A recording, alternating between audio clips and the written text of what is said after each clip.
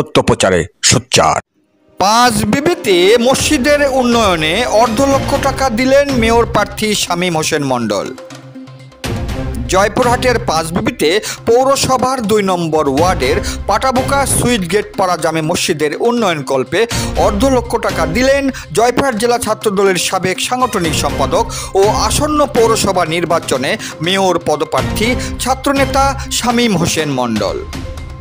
আজ শুক্রবার জুম্মার নামাজ শেষে তিনি তার ব্যক্তিগত তহবিল থেকে এ নগদ অর্থ মসজিদের উন্নয়নকল্পে কমিটির সভাপতি আতিকুর রহমান ও সেক্রেটারি আনোয়ার ইসলামের হাতে তুলে দেন। এ সময় আরও উপস্থিত ছিলেন পৌর যুবদলের সাবেক সিনিয়র সহসভাপতি হারুনুর রশিদ সজল ও আটাপুর ইউনিয়ন বিএনপি নেতা আসাদুজ্জামান লিটন সহ স্থানীয় মুসল্লিবৃন্দ।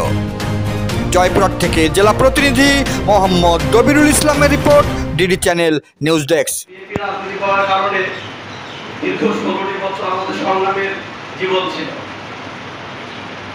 মানে হামলা মামলা জেল জুলুম নির্যাতন সহ্য করে আপনাদের মাঝে আসার সুযোগও হয় নাই, সহযোগিতা করারও সুযোগ হয় নাই। আমরা কখনো কোনো প্রতিনিধিও ছিলাম না যে আপনাদের পাশে এসে দাঁড়াবে। যাই হোক, দেশের একটা প্রেক্ষাপট পরিবর্তন হয়েছে। ইনশাআল্লাহ আগামী দিনে আপনারা সকলেই দোয়া করবেন। আমরা যারা বিএনপি রাজনীতি করি, বিএনপি যেন আগামী দিন সরকার পরিচালনা করার সুযোগ পায়। হয়তো পরিচালনা করার সুযোগ পেলে আমরা অবশ্যই আপনাদের এলাকার উন্নয়ন এবং মসজিদের উন্নয়নে আমরা আমাদের কার্যক্রম অব্যাহত থাকবে। আর আমি বেশি কথা বলবো না। আজকে এই মসজিদে আপনাদের উন্নয়ন কাজের জন্য আমি আমার ব্যক্তিগত তহবিল থেকে আপনাদের মসজিদের কমিটির কাছে নগদ $50,000 দিয়ে যাচ্ছে। আপনারা 50,000 টাকা নিয়ে মসজিদের আপনারা যে কাজগুলো আছে সেই কাজগুলো আপনারা অব্যাহত রাখেন।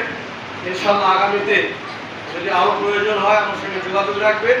আমার এই সহযোগিতা ইনশাআল্লাহ আগামী দিনে অব্যাহত থাকবে, এই আশা আহ্বান রেখে এবং আপনাদের সকলের সুস্বাস্থ্য দীর্ঘায়ু কামনা করে আমি আমার কথা এখানে শেষ করলাম। আসসালামু আলাইকুম।